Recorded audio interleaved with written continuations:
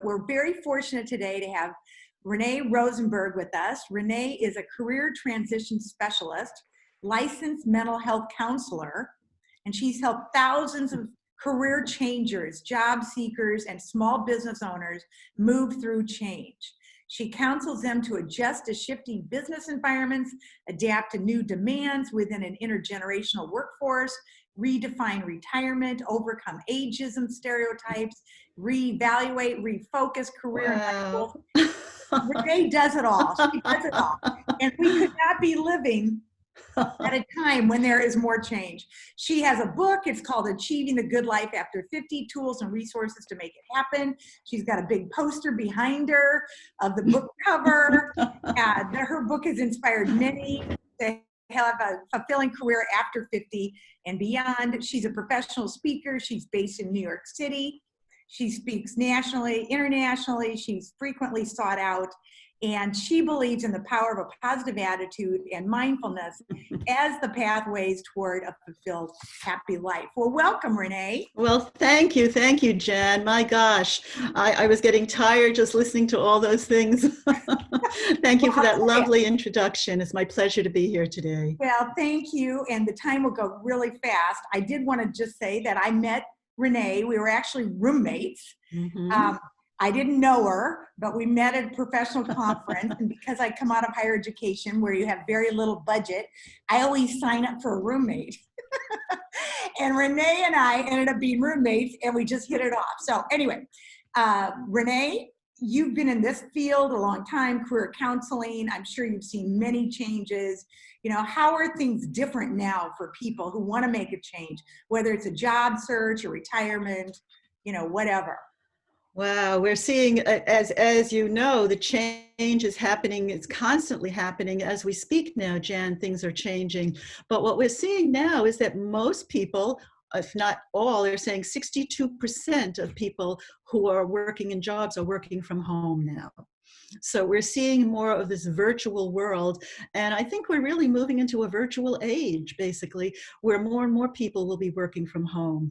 People are now juggling learning with their children. They're juggling education at home. They're juggling their spouses at home. They're juggling how to keep their composure with all the things that are happening now.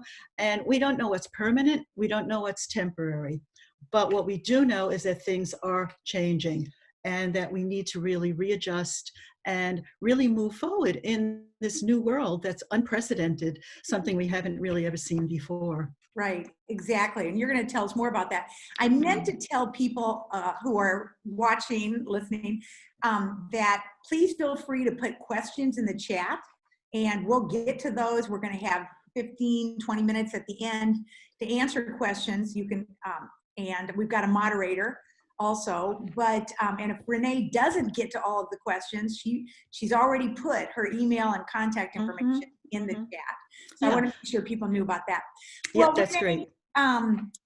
You know, knowing what you want is important, okay? And do you find that most people know what they want in their job search or career path, or do they know what kind of change they want to make? What do you do? Most people really don't know what they want, and that's really a major concern and a major issue. And I think that nowadays it's even becoming greater than it has been in the past. And it reminds me of the song by Mick Jagger, which I think many of our attendees might remember and might still be singing. You can't always get what you want, but you get what you need. And and which also reminds me of Abraham Maslow's hierarchy of needs. And, you know, there's been a lot of controversy about his hierarchy. Not everyone really agrees or accepts it. But I think at this time, it makes a lot of sense because people really need to be at the top of this hierarchy, which is the self-actualization, to really know what they want and to get what they want. But now so many are stuck in the bottom level, which is the basic needs. And the basic needs are of water and food And people are Survival. we're Yeah, seeing that there's a survival. hunger problem happening. We're even seeing in one of the states, whose name I won't mention, but I did read an article saying that people didn't even have running water. So the very basic need, which is hard to believe, but that's what's happening now. And then the next needs of security and safety. People certainly don't feel secure, they don't feel safe. And then the next need, which is belonging, which I do think is actually being addressed now in this pandemic, because here we are talking to each other, and we live, many people don't know where you're located, but I'm in New York and you're in Iowa. So Right. we're connecting, and we can connect with people all over the world and see them. And so we are having this connection, which is the next level. So I think that's happening.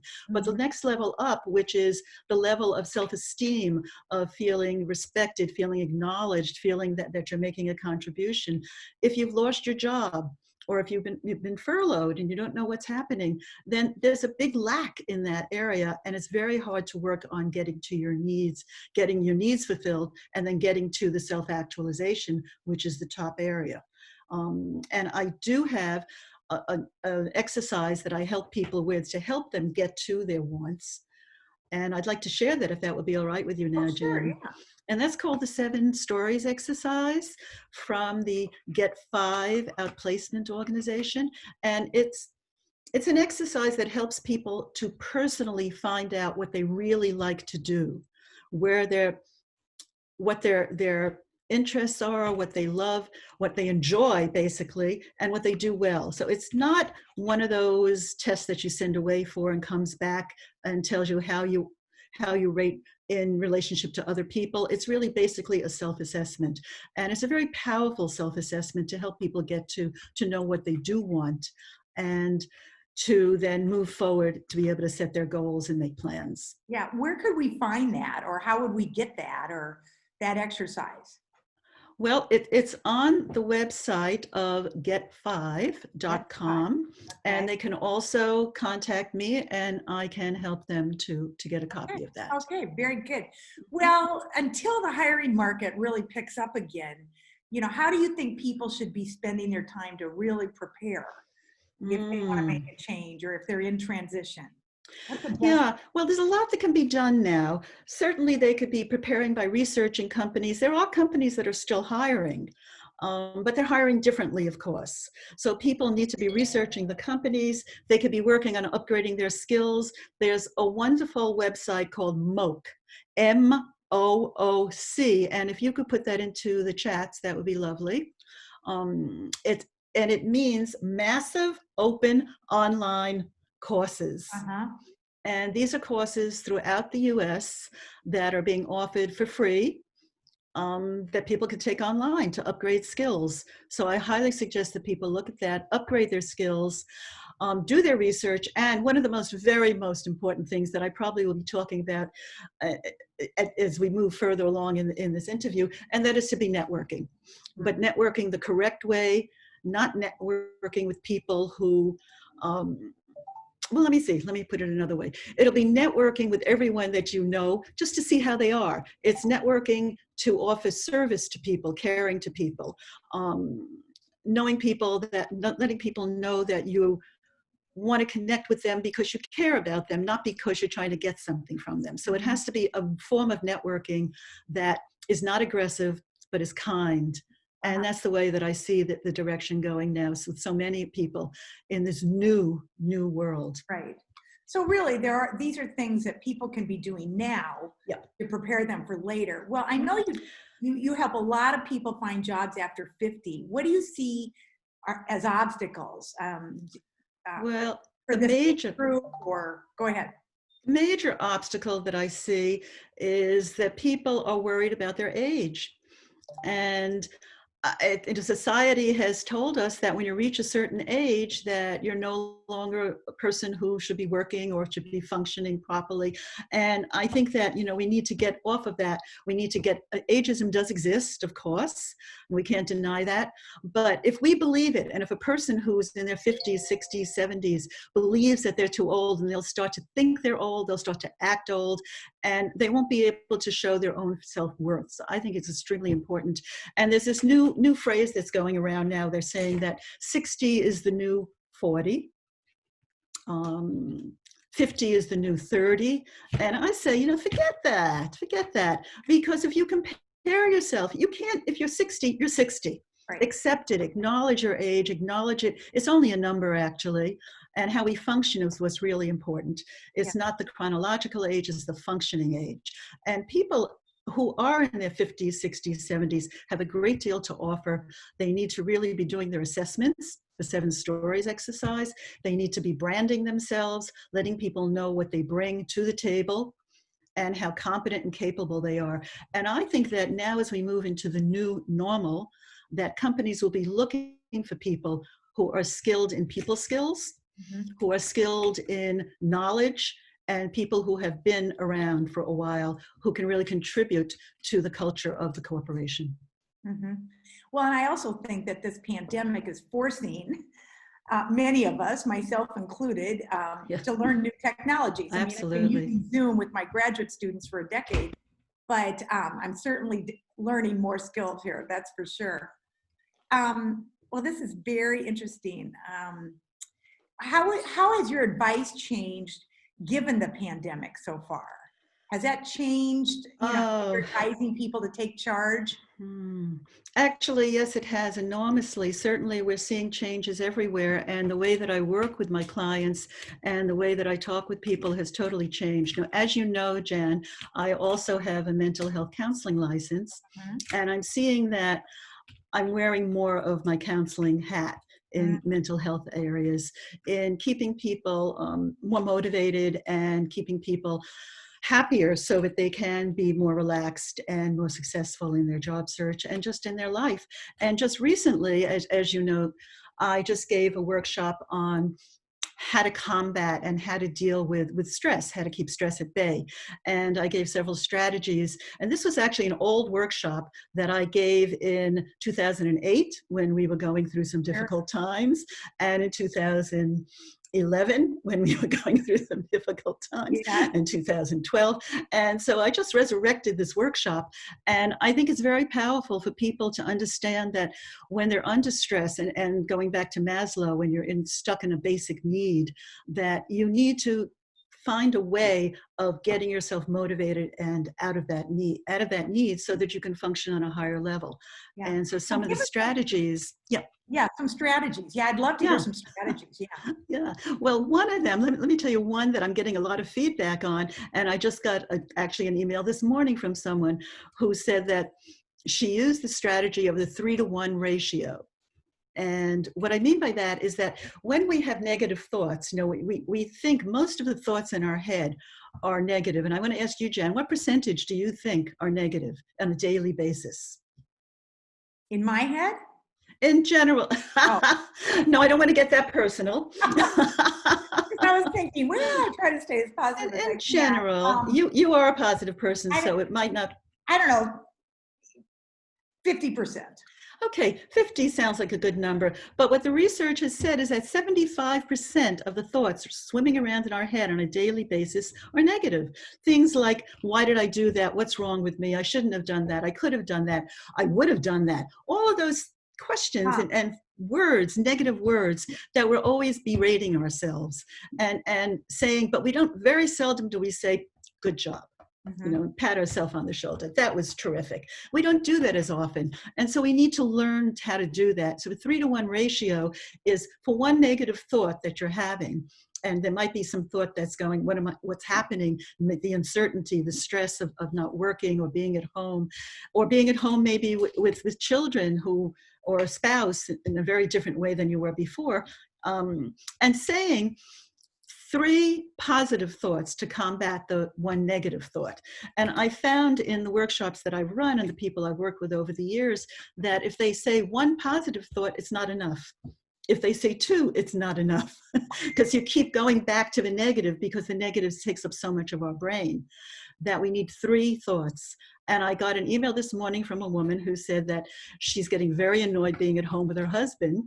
And so she's been using this and the 3-to-1 ratio, and it's helped her enormously see how much she really loves him. Oh, that's great. I do think that, we really have to, so many things have been lost and shifted, whether it's our rituals, our routines, and we really do have to get into self-care. So, well, great. If we have time, I might want to come back to that stress again, because I know a lot of people are feeling that. But what are the key things that you think people need to do to find a job? I know you mentioned networking, and kind of the right way to network instead of being aggressive. So this kind of goes along with, how people can be using this time to prepare. But what are some real key things that people can do to find, to make a change? Well, one of them, again, as I mentioned, was to research the companies. There are companies that are hiring now, and I found some job sites that maybe people could be using. One of them is jobscan.co, and the other one is job-hunt.org, and I'll put those onto the chat. Okay. And so that people can see those. And the other is certainly through MOOC, to take some online learning courses. And most of all, though, I would say, if you'd said, what are the 5 most important things people could be doing? I would say network, network, network, network, and network. It's really who you know. It's who you know, yeah. It's really so important to make those connections. And now it's easier than ever before, actually, because people are home and you can contact people. And people really need the connections. They need the relationships. It's the most important thing in this time, really. We need to show that we care about people and that we're concerned and that we're also moving forward. So you also need to thinking about, how do you brand yourself? And this will be for someone of any age. How do you want people to see you? So how do you create what I call the Inc. You? Your own brand, your own company. What do you want people to say about you when you're not there? I think that's a good way to look at it. How do you want people to remember you? So think about, what are your skills? What are your strengths? What are your values? What are some of the accomplishments that you have that can help others? So it's not about what you feel good that you've done, but how can you help what you've done help others move forward in their industry, in their organization, in their company. Right. Kind of like adding value. What value will you add if they hire you? Yes. Absolutely. And the other thing that people need to do, and I think people are starting to do this, even people and clients that I know who said, I will never do that, which is virtual, which is learning, just as we're doing now, to get on Zoom, to have Zoom meetings with your friends, to have Zoom conferences. So you could put that on your resume. So you could show people that you're up to date and that you are knowledgeable and willing to learn and be in the now rather than in the past. Right. No, I think that's very good. Yeah, excellent. Have you found resumes changing, or do you advise people to think of their resume differently? Well, resumes have been changing constantly. They're always changing. People have very little attention span. Right. And so resumes need to be shorter, more succinct, more to the point, more keywords rather than long descriptive sentences. And they need to not be a history of what you've done. And I think this is the hardest thing for most people. They need to really be what you can do moving forward. And so having said that, yeah, they're changing enormously, because moving forward, you need to know, and something we don't know. So this is the trick, and this is why we need to be doing the research and talking to people, is what do people need now? What are they looking for? And there's so much online now that you can do the research. What are companies? What types of work are companies? What type of workers are companies? And I think people are looking now more than ever before, they will be, for soft skills. So where we said before, don't put those on a resume, maybe you want to mention them, or maybe you want to show more personality in the resume. And to always remember is basically just that summary piece that's so important. Right. What can you do for the person you're sending this resume to? I think that's key. And, the soft skills, the interpersonal skills, the team building skills, how well you get along with others. I think that's key. Well, can you share a success story? And then I think we're going to go into questions, because I always like to have plenty of time for people to ask you questions. And Marie's going to moderate that. So what about a success story? Somebody that you helped find a job? or Oh, make a change, make a successful change. yeah. Okay. Well, let me talk about a change. And I actually, as you mentioned at the beginning, what I do is I help people navigate through change and to take charge. So I believe it's very important to take control, to build up your confidence and your self-esteem, and to be very resilient in your job search. And I had a client a little while back who was a journalist, and she wrote for a trade magazine, and for many years she was very, very successful. She wrote many of their featured stories, and it was a trade magazine, an architectural trade magazine. And in the time that I was working with her, she was really unhappy. And I've always believed if you're unhappy on your job, you must take steps to change and to move and look for something else. And she loved writing. So it wasn't that she wanted to get out of journalism and writing, but she needed to do something that had a different slant to it. And she was becoming very much interested in health and well-being and nutrition. But she didn't know anyone because she'd been so busy in working with this trade and talking only to people in architecture and very different type of mindset and headset. And we started thinking, what can she do to take charge? And she was thinking, well, maybe I can be working with people who I've known, or thinking of contacting people. And so we started to think, who did she know?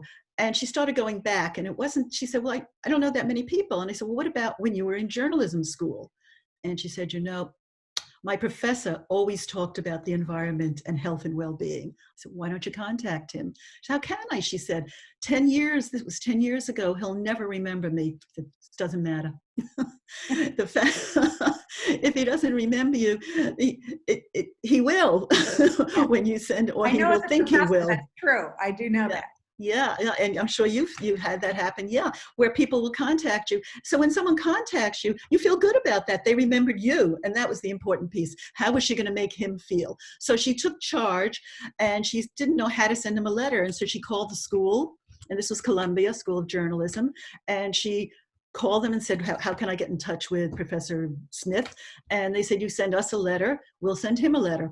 And so she did. She sent a letter to the school. The school forwarded the letter to him, and she hadn't heard anything. And I guess it was maybe about a month later, her phone rang and she picked it up, and there he was calling her saying, how lovely that you remember me. I'm so touched. And he invited her to come to a meeting at the Columbia School of Journalism that was being held that next week, to come as his guest. She went, she made lots of connections and contacts, and eventually through those contacts was able to move into a new direction. Well, that's a great example. And the other thing that it reminded me of is it's really important to keep your network updated, so that you do stay in touch with people, not just when you want something, but like you said earlier, and then keep them updated. So if you get a new job, I've been kind of mentoring a young man here. He's probably about 30 years old in an insurance company, and trying to coach him a little bit, just on a volunteer basis. And he sent me an email the other day and said, I wanted to let you know that I did get this position, and thank you for your advice. And so anyway, that's great. Well, yeah, and if I could just add to that don't be afraid to go back many years. I always say go deep, go back, and really see who was in your life, because, and if they're retired, that doesn't matter, such as this example, because people like to be acknowledged, people like to be remembered. So don't stop just with the most recent connections and networking, but really go deep and far back. Yeah, and I think that's great advice, because everybody has a network. Oh, absolutely. And what I often say, people like to help people. So that's great. Well, we're going to turn to our questions. I'm sure we've got some, and I haven't even looked at the chat myself. So Marie, do you have some questions? Yeah, Deborah Cruz asked us, I didn't grab it quickly enough. You said jobscan.co and mooc.org. What was the second one that you mentioned? The second job site? Jobhunt.org. Job hunt? Yeah, I believe there's a hyphen between job and hunt. Oh, got it. So job-hunt.org. Awesome. And local and federal and state organizations, check their websites. Great. They are posting, and there are openings, and they are hiring. So we have another question. What do you think of online resumes, as many companies ask for them? Yeah, I have a pet peeve against anything online. I think, when I give my online, my workshops and I ask people how many people have gotten responses from an online application and an online resume, and maybe 4 people will raise their hand, and then I'll say, and was the response, thank you for submitting your resume, and 3 people will put their hand down, and that'll leave 1 person maybe who's actually gotten a good response out of a room of 60 or 70 people. So this is my own little research that I've done on job boards and online resumes. I think that if you want to certainly do it, it's one way of looking for a job, but I don't think that it's something you should spend all your time on. I think that you should really do more networking. It's more the personal connections and developing those relationships with people. Most people don't hear from an online application. Most people don't, most of those jobs actually don't even exist by the time they're posted.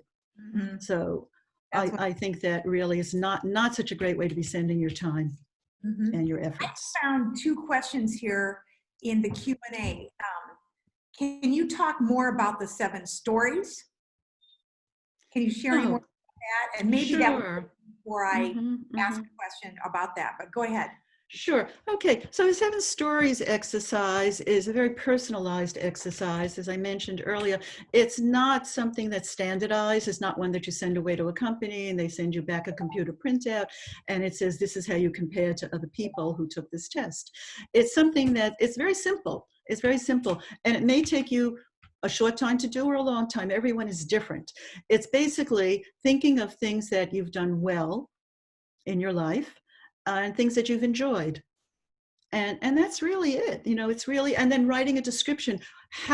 What did you do? Who was involved? When did you do it? What did it look like? And what was the accomplishment? So basically it's the accomplishment that we're looking for. What do you feel you accomplished? And it has to be something that's really comes from your heart. It's not what somebody else said to you, good job. It's something that you said, good job. So it's a personal inner assessment.